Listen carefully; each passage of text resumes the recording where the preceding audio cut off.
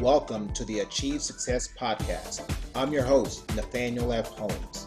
Each week, I feature ordinary people who have accomplished great things.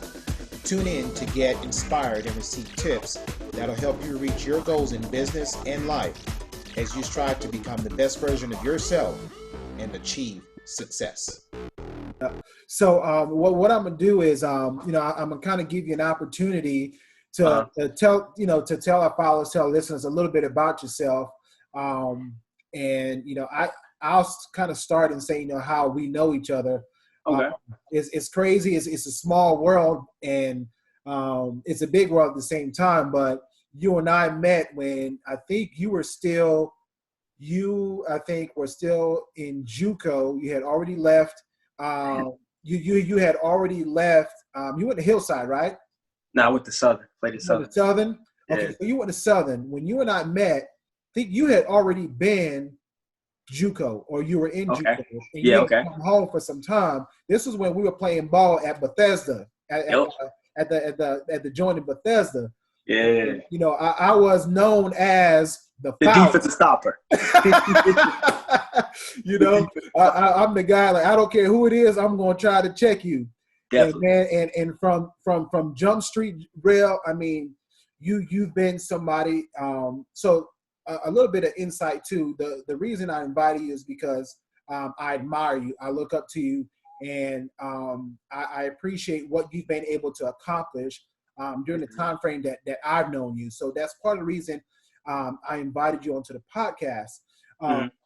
But you have always been, as far as I've known you, a humble guy. Even within all of the things that I feel that you have done, you have remained like just real, like you're just a cool, humble guy. And I think that's one of the things that's very appealing about you. Like, you're very approachable. From day one, I mean, when I try to get under your skin, and that's like that Patrick Beverly, right? Definitely. You try to get underneath somebody's skin, and you see what their strengths are, and you try to take that away. You got that little smooth mid-range jumper. I'm like, I can't let him get to that spot. And no, I'm not gonna let him pull up from the three either, and think like it's just gonna be just like his practice. Yeah. But you have this way about you, like this smooth confidence, like like no matter what, I'm saying, no, I'm still gonna get to my spot. I'm still gonna do what I do. So I admired you in the way that you did it. Like, you did it without like talking junk. You know what I'm saying? Like I said, my thing is that, I try to be I try to be physical without injuring somebody. And I try to kind of get in their mind. Now, I will say, I feel like at that time when we first met, I felt like your mental wasn't there yet. It wasn't. And I felt like, I could get under your skin a little bit and kind of shake you off your little comfort level, and then you wouldn't even try. You wouldn't even try to get to your spot no more. Nah. But the funny thing about it is that as time went on, what I saw was you improved that. You improved your mental toughness. You improved your will to, regardless of whatever, I'm going to get to my spot. And I appreciated that, because I could see that over the couple of years that we played ball together. And then next thing I know, you're out of JUCO, and you're going overseas playing ball. And I'm like, man, I can't believe this. I played basketball with this guy, at Bethesda, and here he is going overseas year after year, like perennial, a perennial all-star, overseas. So like I said, you've definitely been someone that I've admired. I've had the opportunity to play against you. Everybody that I know that knows you has nothing but good things to say to you. And you are a shining star of a product of Durham. And I appreciate that. So I was like, I've got to have you on, because the whole purpose or idea of this podcast is I feature people that I know, that I feel are like regular people, but who have managed to achieve a measure of success. You are the first professional athlete that I've had on. So most of the people that I've had on have been like entrepreneurs. Okay. So you're the first professional athlete that I've had on, but I really couldn't think of anyone better to have on, because again, like I kind of know your beginnings. Like, you know, you started in the Bull City, like you went to Southern High School, like, you know, Yeah. and you took the JUCO route, you know. Yeah. It doesn't always work out for people, but you worked your butt off, and so that when you had an opportunity, you were ready for it. Definitely. You know? And I think there's a message there that people need to hear in the fact of, you know, if you have a dream, if you have a desire to do something, you don't ever give up on your dream. Never. You need to work on it. You put in the work so that when an opportunity arises, you know, some people say, oh, it's just luck, or no, it's not luck. It's the hard work that you put in, it's the dedication that you had to your dream and to your craft that gave you the opportunity to do what you're doing now and to be able to provide for your family. So that, in a nutshell, that's the reason I have you on. So with that, I want you to go ahead and, you know, tell us a little bit, you know, about who you are, where you came from, your childhood, and then we'll kind of roll from there. Okay. Came from Durham, North Carolina, played at Southern Durham, like he said. I played varsity 3 years. So sophomore, junior varsity. I was able to play with David Noel. They played at Carolina, won a national championship, played with him, and it was a couple other players that, you know, Anthony King, and it's just Southern had a lot of players come through there, so it was a good experience to do that. I'm not ashamed to say it. You know, in high school, I didn't take it as serious as I should have. You know, I mostly basketball. I would see my way through, as people say. So I got C's, and, you know, C's don't really help you out if you keep getting C's. And, you know, to have played Division I at that time, man, you can't see your way through. You know, you really got to take school seriously. And I did. And once I had, you know, a couple of scholarships on the table from Division I's, and they saw my transcript,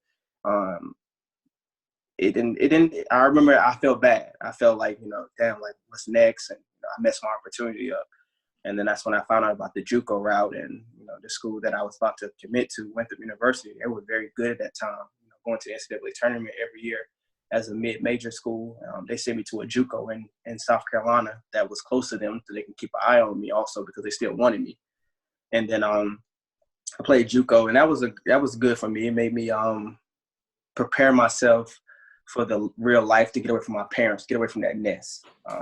My parents, they helped me tremendously, and, you know, I was spoiled, but, you know, I think with me going to South Carolina JUCO, I was on my own. I mean, I didn't have my parents, so I had to make better decisions.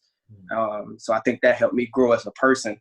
And once I finished playing at JUCO the 2 years, I got a Division I scholarship to play Delaware State University in Delaware, mid-major MEAC, and I played there, graduated after 2 years, and I had a lot of friends play overseas. So, you know, I was seeing what they were doing, you know, the traveling part, the playing, not just the money situation, but, you know, to seeing the other world. I mean, you know, a lot of people in America don't leave America, and their mind is stuck in America, where when you get overseas and you see how they live and how they do things in the schools, it makes you appreciate America.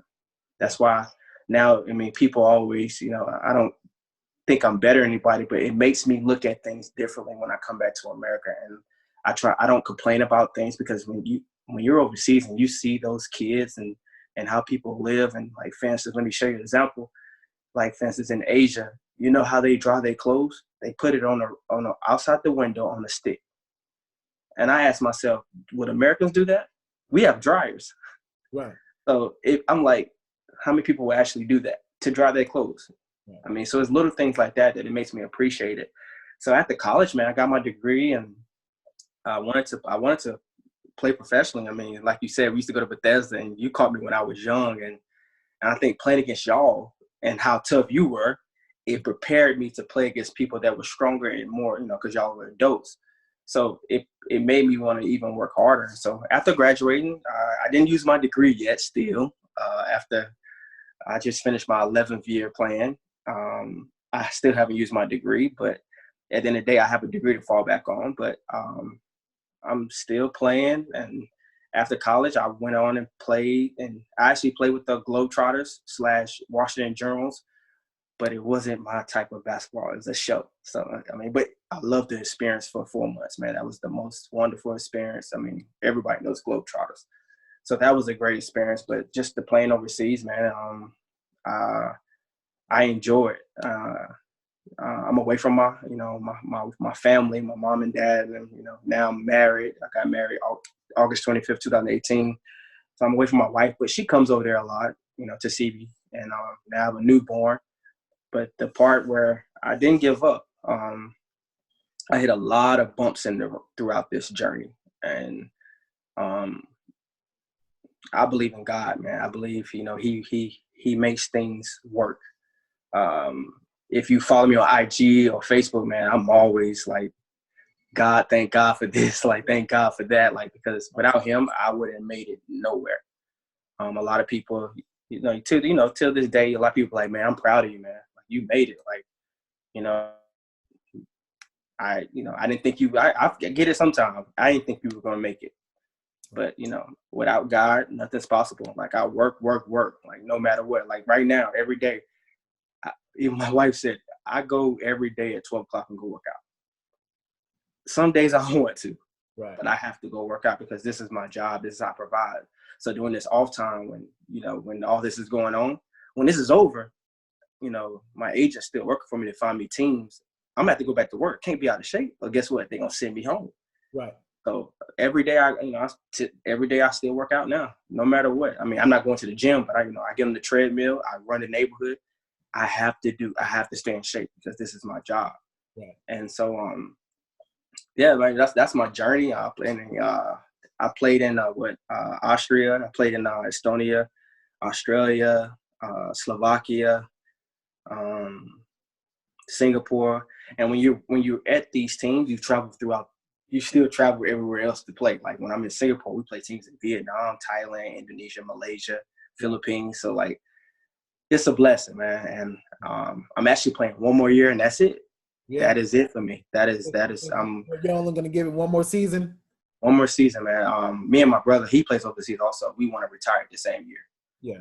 So that's it for me, man. One more year, and then I'm getting to this college coaching. I've been networking the last 4 or 5 years with coaches, sending emails. Like now, I mean, I'm just like a regular person at a regular job. I'm sending emails out every day. Hey, coach, how you doing?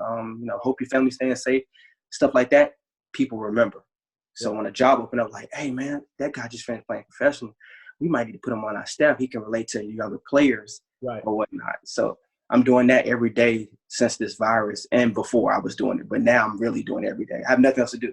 So I want to go into the college route and help kids in college. Yeah, and coach. Awesome. That's awesome. So a couple things that you kind of touched on. You touched on a little bit about your maturation process and how you grew personally. I touched on a little bit as well as when you and I when we first met. And the cool thing about it is that you were able to recognize kind of what you needed to work on, and you worked on it. You also talked about consistency. Like right now, you're still working out, regardless of whether or not you're in season, because you realize that eventually the time will come where an opportunity will arise, and you want to be prepared for it. Definitely. I think those two things: self-awareness, being able to understand, hey, what my strengths and what my weaknesses are. Being able to build on your strengths and improve your weaknesses are keys to success. And additionally, preparation. Preparation is something that sometimes is really understated. But if you look at everyone and all of the teams that have been champions and championship level teams, a common thread I think we will find is the level of preparation for those athletes and those teams. It's unbelievable the amount of time that they put into preparation. Definitely.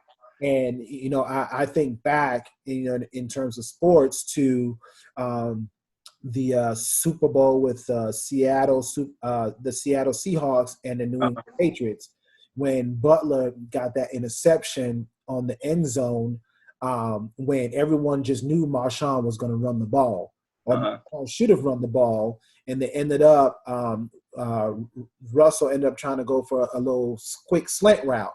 Well, what everyone didn't know was that Butler has spent hours and hours and hours in preparation. So when he saw the line, when he saw how they came to the line, he knew exactly, because he knew the situation, what the situation was. He knew what they needed to do, but because of his preparation, he was able to step in and intercept that pass and secure a win for his team.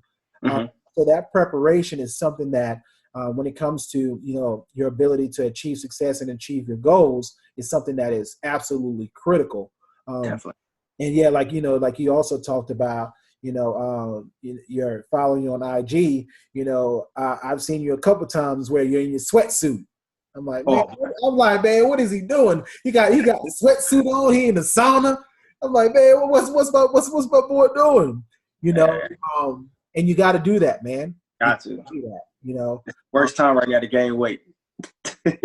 Worst time to gain weight right now, and I can't do it. Yeah, exactly. You know, and you know, so all I've ever played is recreational basketball. So I'm not a professional by any means, but like even right now, for me, we can't play recreational basketball. So what I've done is I've decided, you know, I'm going to get in the gym. So when I get back, like I'm going to be stronger than what I was before. And for me, the importance of that is just to have some sort of improvement when we go back. I still love to play. I just turned 42 yesterday, and you know I'm still going out here running around with 29-year-olds. Hey, that keep you young. Exactly. You know, I tell people, you know, people ask me how old I say I'm 29 for the 13th year in a row. Hey man, that keep you young, man. And the thing about it, you don't even look 42. You know, and it's because, and you know, it's because I hang around with young people, and I try to again stay active, but that's part of, you know, I feel the recipe and how you continue to succeed is, one, you've got to stay fit. You have to stay in shape. Like you have to remain healthy. And for me, the way that I've done that over these years is hanging out with young people like yourself, you know, and playing ball. And it's important that you do that. And for you, even more so, because like you said, that's your job. Yeah. Like, this is my job. I need to be prepared. I have to be ready. So you're doing what you need to do. So tell us, what did you study in school? Like, what's your degree in? My degree is in computer programming.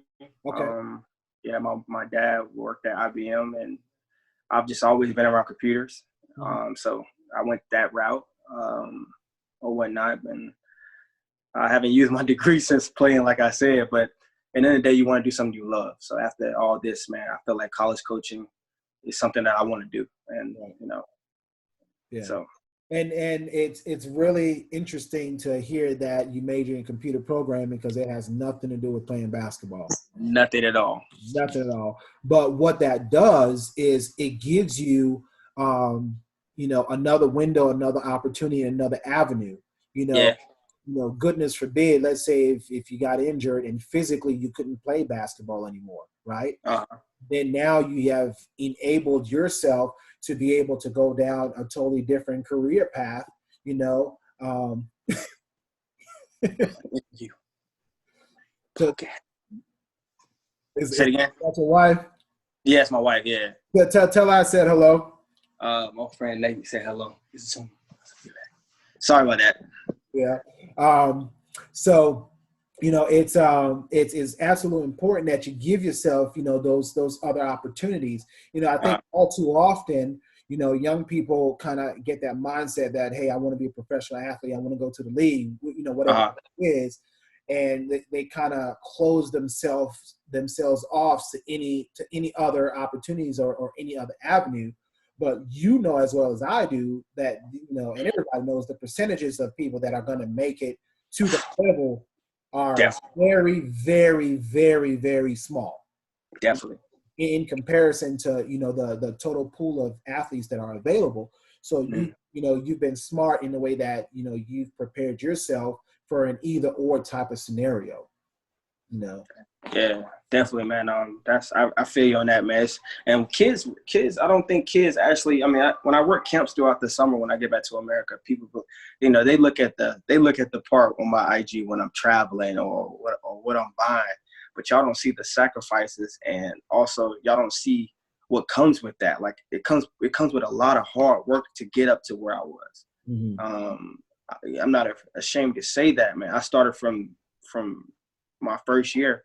I'm not ashamed, $1,000 a month. Right. That's, what I'm saying? That's, who would take that coming out of college? But guess what? I knew that I wanted to play basketball. And I said, look, if this is my job, I want to build it up. And so that was from my first year. And you can just imagine, I'm in my 11th year now. Right. So, you got to start from somewhere. You have to. And I mean, it was a choice that I had to make. Do I want to do this and grind it out? Right. Or do I want to say, okay, now I'm gonna go to my 9 to 5. Nothing wrong with 9 to 5, but I'm gonna go to my 9 to 5, and then the whole time I'm there, dang, I wish I went that route where I was playing. It's hard to believe that it's been 11 years, bro. Like Man, it's 11 years, man. Like I said, I remember before you even you were even playing professionally, and you talking about you've been playing professionally for 11 years. Just finished my 11th season, man. Oh, and it's a lesson. I mean, I remember, sorry to cut you off. I remember, man, I tore my Achilles back in 2000. I remember that.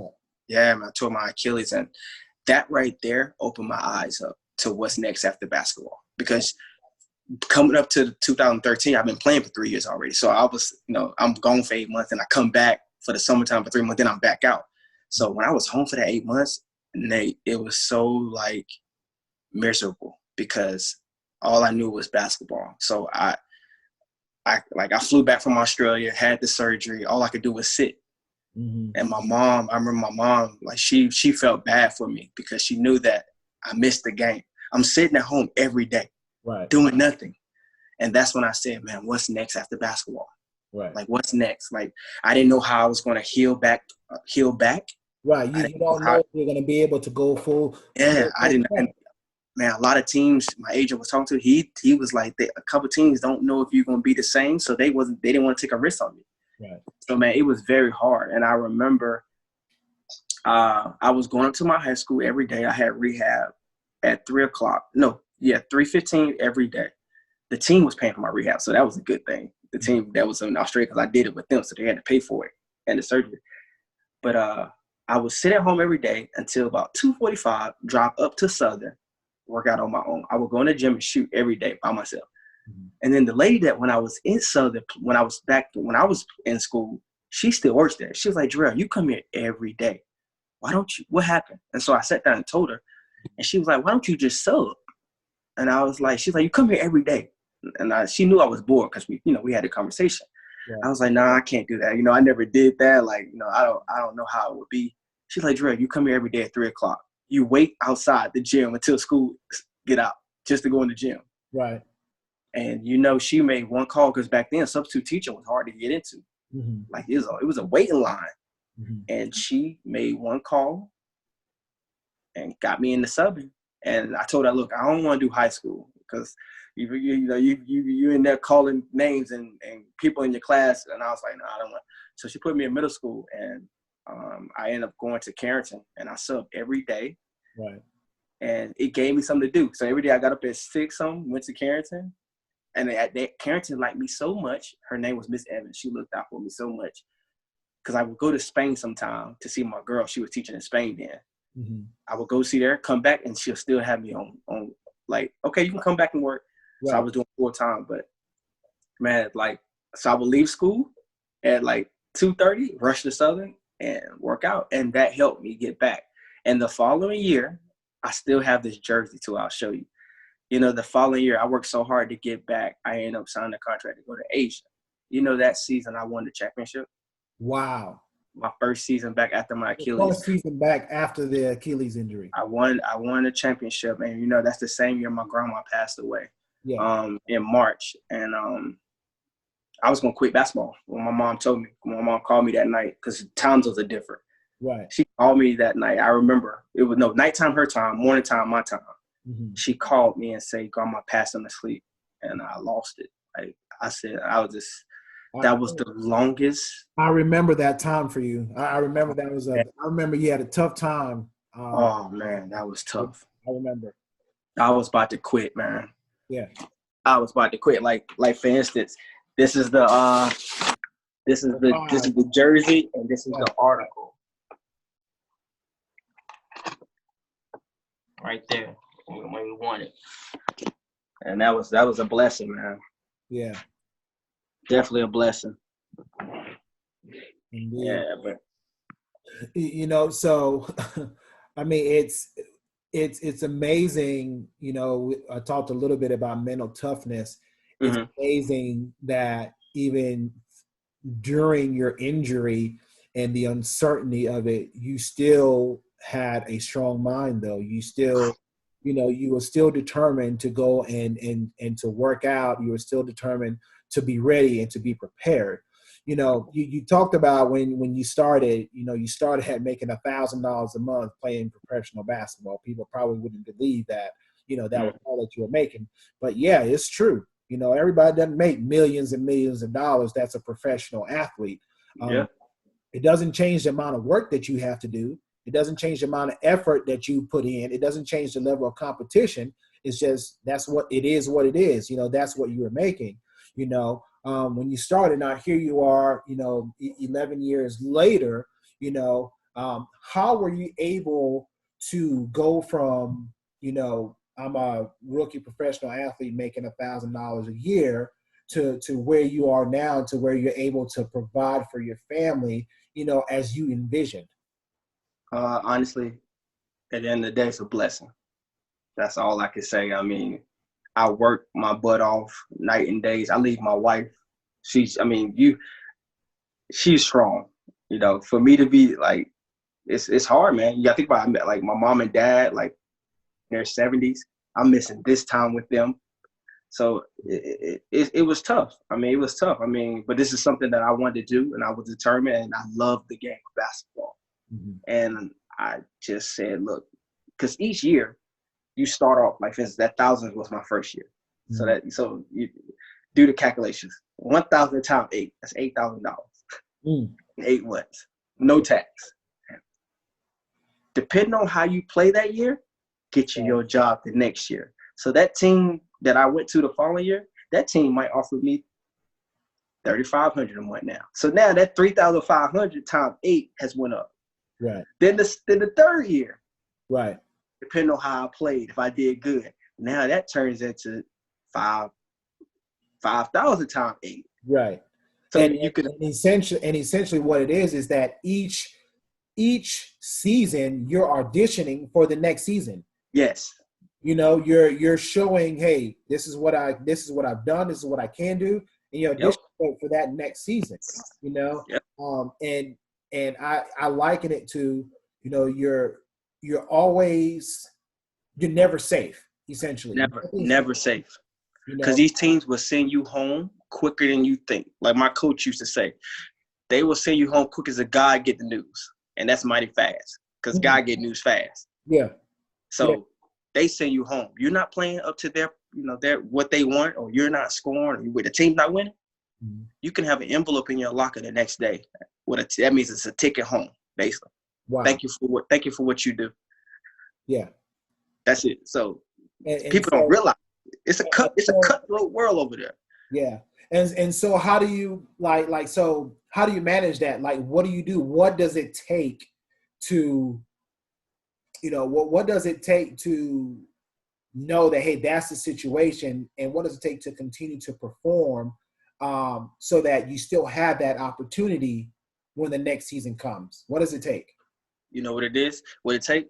Those 5 a.m., those 6 a.m. during the summer when I come home, getting up at 5 a.m., go work out 6 a.m.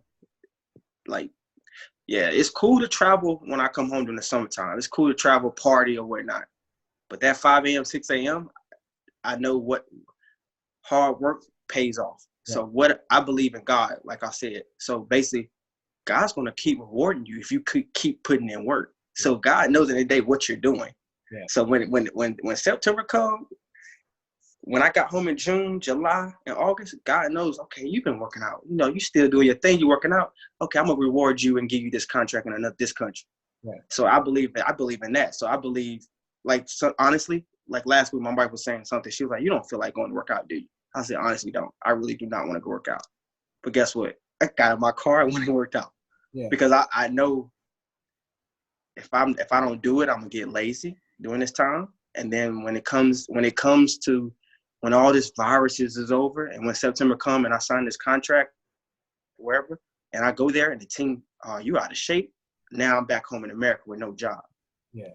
So, you know, what ultimately, where or how or who told you that you had to do that? Like, so I'm listening, like you keep going back to, look, I know I got to go work out. I got to wake up at 5 o'clock. Who told you had to do that? Nobody. Nobody. Myself. It's Right. my job. Yeah. It's my job. And that's the beauty of it. The beauty of it is that you realize and you understand that in order for me to continue doing what I've been doing or to improve, I have to put in the work. I've got to put in the effort, you know. And sometimes I think people don't realize, like you said, people don't realize behind the scenes, or people don't realize how much work, how much effort someone puts in. You know, I saw something the other day where Kobe was talking about, someone had asked Kobe about how he got to be as good as he was. Mm-hmm. It was very simple. Kobe said, well, what I do is I wake up at this hour of the morning and I get a workout in. And then later on in the day, I get this workout in. And then in the evening time, I get another workout in. He says, the average guy is not going to get up and do that first workout. They're going to get up and maybe do the second workout, and they probably won't even do that third workout. But he says for the same amount of time in the course of a year, or let's say the course of a week, I get 7 times 3, 21 workouts in, whereas somebody else may only get 7 workouts in. They get 1 workout a day in. I get 3 workouts a day. That's just the simplicity of the fact that I work out 3 times more than the next guy is going to naturally lead to the fact that my skills will be more developed than him. And, you know, and I'm kind of paraphrasing what he was talking about, but he was asked how he was able, when he was younger, he said he was pushing around in Philadelphia. He was like, the guys push him around, and, you know, he had to like earn his way into playing. And the only way he saw that he could do that was to get in more time and to get in more practice. Yeah. You know? And it wasn't that he was smarter than anybody or anything like that, or he was that much stronger. He said, I just worked out more. Yeah. You know, he said, I just wanted it so much that I did extra workouts when everybody else did 1 workout. I was doing 3 workouts.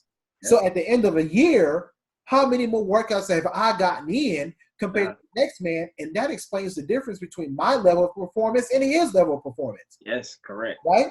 And it's a simple concept.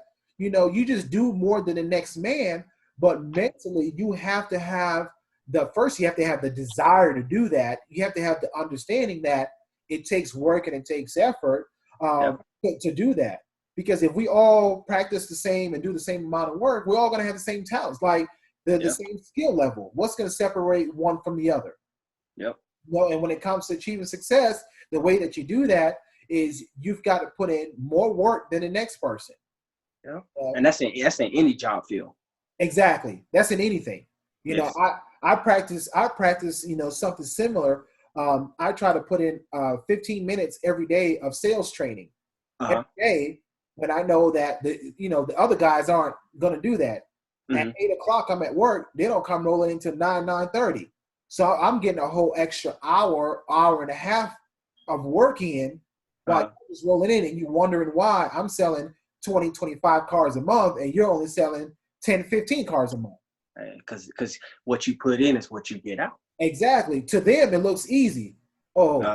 He's getting deals given to him. Oh, how's he doing that? What you don't see is all of the extra work that I'm putting in when you're not even here.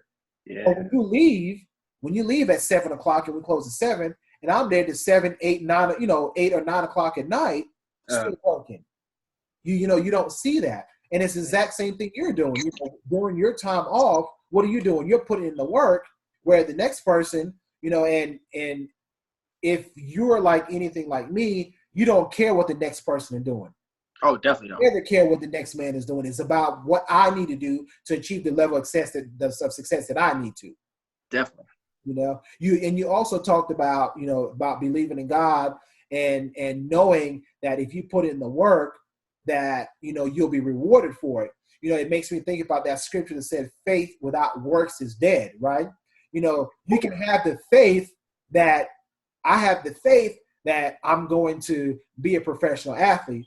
However, if I don't put in the work, right? If I don't put in the work that is required, then that faith and that belief is nothing.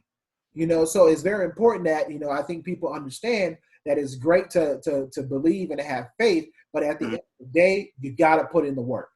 Got to put in the work. And not saying God might not reward you at that time. Right. He might think that you're not ready. Don't give up.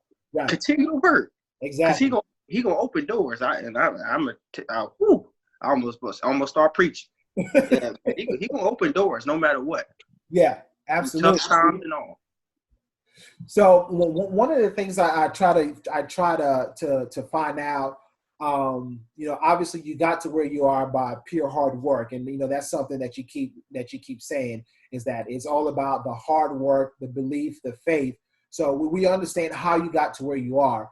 Is there anything that you do daily? Do you have like a daily, I call it a daily success routine? Do you have a daily success routine that you feel is key or is important to you achieving the level of success that you desire? I know I always say this. If you follow me a lot, but I think because my parents grew me up in the church, I think that's what helped me in life now. Every day when I wake up, first thing I do is read my Jesus Calling book. First thing I do. And I read that every day, and that passage helps me throughout the day. So every day is a different passage every day. So first thing I do when I read it in the morning, most days that passage equals up to what happens throughout my day. Right. So I think that helps me a lot. Mm-hmm. I think giving God his time, not just on Sundays, but throughout every day, reading his passage helps me, honestly. I'm not the religious person that goes to church every day, but I know where my help comes from. And I give God his time, not just on Sundays, throughout the week. And I feel like this passage, that Jesus Calling book I read every day, I feel like that's the reason where I'm at now, honestly. Because I could have gave up a long time ago. When I was hurt, when I tore my Achilles and I had to learn how to walk again, I could have gave up. I could have said, okay, that's my career, I'm done. Right. But I feel like, hey, I still got some of that tank. So I feel like that every day, I think that helps me, honestly. Awesome. So what advice, if you could go back in time, what advice would you give to your younger self? Take school seriously back then. I feel like if I would have took school seriously, I would have had 4 years of Division I college experience. JUCO, don't get me wrong, was good, but think about it, playing Division I for 4 years, actually playing every day. The school will take care of itself, but the playing, I think I probably would have been a lot better. I think I didn't get better until I started playing professionally. Mm-hmm. I think that's when I honestly start picking up, honestly. People nowadays be like, man, you changed a lot. Like, your game has changed. I think, honestly, if I would have took school seriously, had the grades, I would have been able to go Division I out of high school first year. And my game, because at that level, they that helps you. So basically, I only had 2 years of Division I. Right. Practicing, training every day, So I think if I could tell a kid, like I usually do every summer when I, during camps and kids come up and talk to me, I say the first thing is take care of your schoolwork, man, because you don't want to be in the same predicament that I was in and other kids that are in. take your school seriously, because when those coaches ask for that transcript and you don't have the grades, you can't sign. Right. If that's the only thing I can take back, is take school seriously back there. Awesome. Yeah, I try to tell my baby boy the same thing, is take care of first things first. I know you want to play football. I know you want to play lacrosse. I know you want to wrestle. I know you want to do all that. But guess what? If you don't take care of your schoolwork and your books, it's not going to happen. Not going to happen. And part of the thing that's frustrating is that sometimes, these coaches and these teachers, they'll still let the kids, play or whatever. But I mean, he's got probably two of the toughest parents there are. And if he brings some stuff home that's not right, he gets paid in a heartbeat. There's been times when they played 10 people on the football team because he did not play because he didn't do what he was supposed to do. Hey, and guess what? That's going to help him later on in life because of what you're doing. Yeah, I mean, it's just, you've got to understand that, because there are things that come before that. But I think the understanding of taking care of those things translates to the playing of the sports and whatever, because you have to understand that there are fundamentals and there are certain things that are basic that you need to do and that you need to understand, and if you can't do those basics and those fundamentals, you're not even advancing to the next level. So I liken it to the basics and the fundamentals is that, look, you got to get your schoolwork done. You got to do what mom and dad ask you to do. And if you can't get that done, you're not going to practice and you're not playing in the game. Right. But So another thing that I try to ask everyone, I feel like books are important, that there's a lot of information that's available in books that help us in one way or another.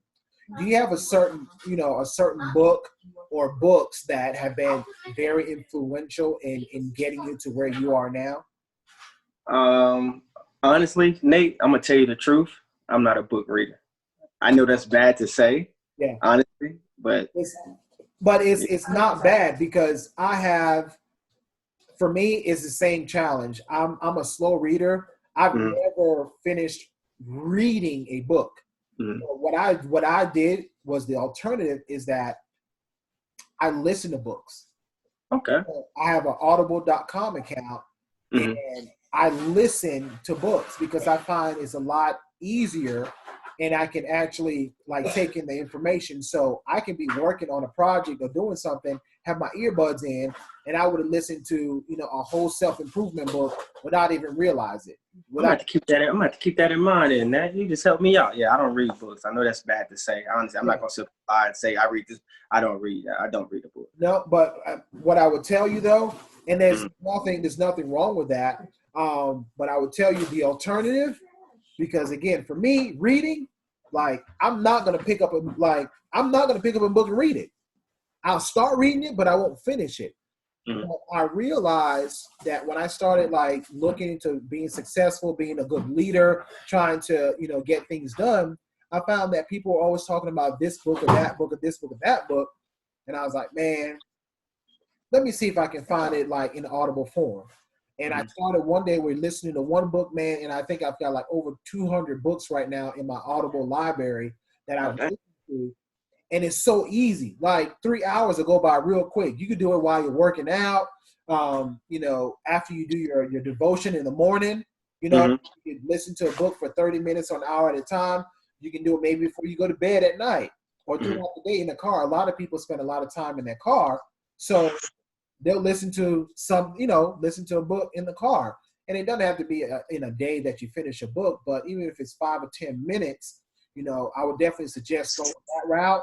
Because, man, for you and all of the things that you have done and what you want to continue to do, there's some information out there that's going to help you to expand your abilities, right? To expand what you want to do, especially when it comes to coaching. To read up on some psychology, some sports psychology. Just understanding the mind of your athletes, right? So instead of reading it, you can listen to books that will help you in that aspect. So I would say definitely, man. And it doesn't even have to be audible.com. Sometimes these books can be found on YouTube. You can just YouTube the title of a book and listen to it off of YouTube. But I would say definitely, I know you spend your time in devotion. I know to do that. But you definitely could expand even more and go to like a whole nother level, because for me, that's what happened to me, man. Like I started listening to certain things and it just opened up my mind to a whole different level of possibilities, things that I didn't even understand or know, like the power of the mind, the power of having positive thoughts, of having positive thinking, things that I didn't even know anything about. And I started reading books about, or listening to books about that. And it totally changed my life. Totally changed my life. So I would definitely keep it in mind. For sure, you want to do that. So what's been one of the biggest challenge for you in terms of getting to where you are now? Challenges of getting to where I'm at. I think the only challenges, honestly, I haven't had any challenges. I mean, to getting where I'm at, honestly, man, just other than, it's hard leaving my family. Yeah. In September, it's always sad, especially, once I met Megan, and then my mom and dad. I hate leaving in September. It's the hardest time. I mean, you can prepare for it, but it's hard every September to leave. And then I'm gone for 8 months. I mean, I'll come home for Christmas, but that Christmas break, usually the team will give you like a week. So that's the only challenge, is leaving in September, man. It's the hardest. You cannot prepare for it at all. Gotcha. Yeah, so that's the only challenges. Yeah. Till this day. It's going on 11 years, and it's still a challenge every time I leave. Really? Still a challenge, man. Yeah. Tough. What would you say has been your greatest accomplishment? My greatest accomplishment, I must say, is coming back from that Achilles injury. That was, Kobe had it, DeMarcus Cousins had it. They say that injury is hard to come back from. And I think that was the most challenging thing ever for me, is to come back from that. It was plenty nice. I even did Asia did an interview on me about that and put on YouTube also. They put on YouTube also. It was challenging. It was I could have gave up. Plenty nights I cried. Plenty nights, I could only walk. I couldn't even walk. I mean, it was tough. I mean, I could have gave up right then, honestly. And we know how, you talked already about how you overcame that. It was just mental toughness to train and, and to get in the gym, to rehab. And as you were rehabbing, to continue to work on the parts of the game, of your game that you could work on as you're rehabbing, so that's awesome. What would you say has been your greatest disappointment? Greatest disappointment. My greatest.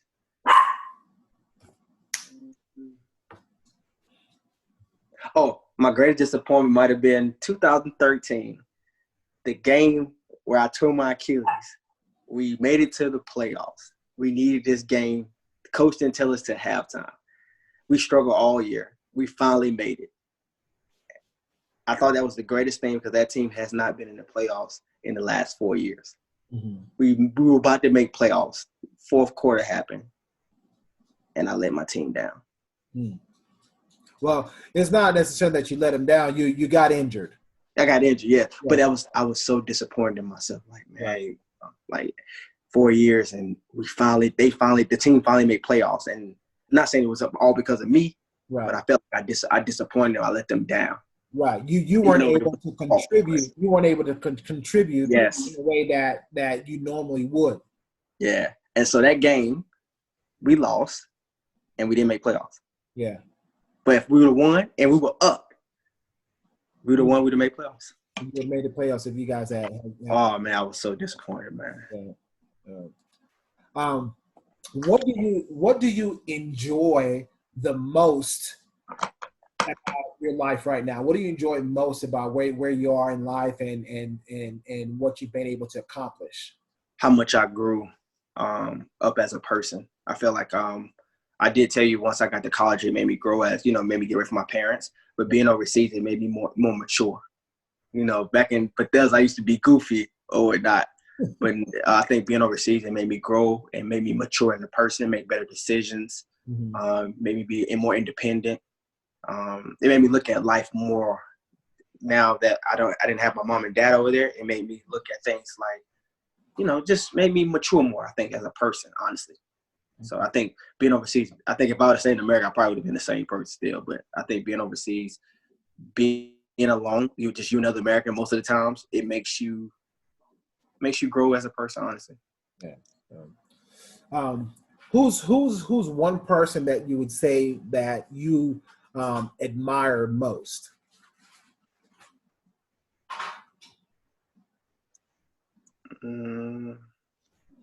If I had to say who I admire the most, right now, I would say my brother Kelly. I admire him so much because he has 2 kids, and I love him to death, Kaylee and Taylor.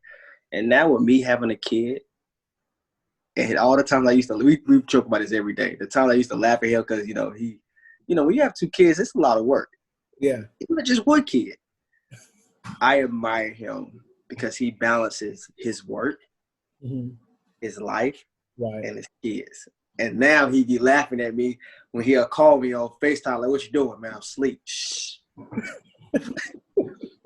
I admire him with that. I see how he balanced his life with those 3 things. And now, when I got home, we struggled. We didn't struggle, but she knew it was a big change. She was like, "Look, gradually get it to help with me," because she knows it's different.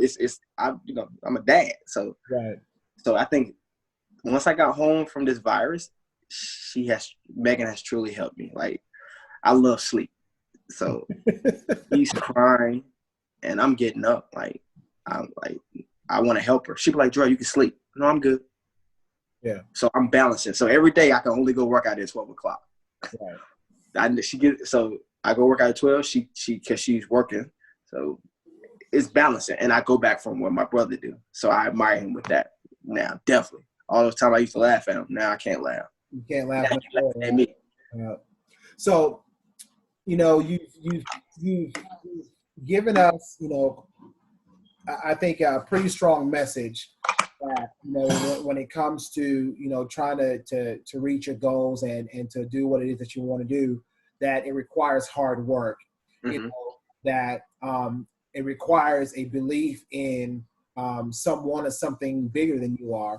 And the reason why I say that is because, to be respectful, whether it's God, whether it's Jesus, whether it's Buddha, whether it's Muhammad, and my personal thing is that at the end of the day, it's all the same. You call it a different name. It's something that is bigger and greater than yourself, right? Yep. And it requires a belief in that in order. And I absolutely believe the same thing, that, you've got to have a belief in something bigger than you, because sometimes there are going to be things that happen in life that you just are not going to understand. There are going to be things that happen that you cannot control. And it is important to have a belief in something greater than yourself, to know that, hey, you know what, everything's going to work out okay. The last question I'd like to ask is, kind of the subtitle of the podcast, how has your success helped you to become the best version of yourself? And the reason why I ask that question is because I believe as humans, as we are working towards a goal, as we are working to achieve something happens. There's a transformation that happens. And you've already spoken a little bit about it. You said, hey, me going overseas, it helped me grow up. It helped me take more responsibility. It helped me kind of grow out of my shell and understand, hey, I've got responsibilities. And now, you've got a family now, you've got a beautiful wife, you've got a son. Like, how has that, going from where you were to where you are now, how has that helped you to become the best version of yourself?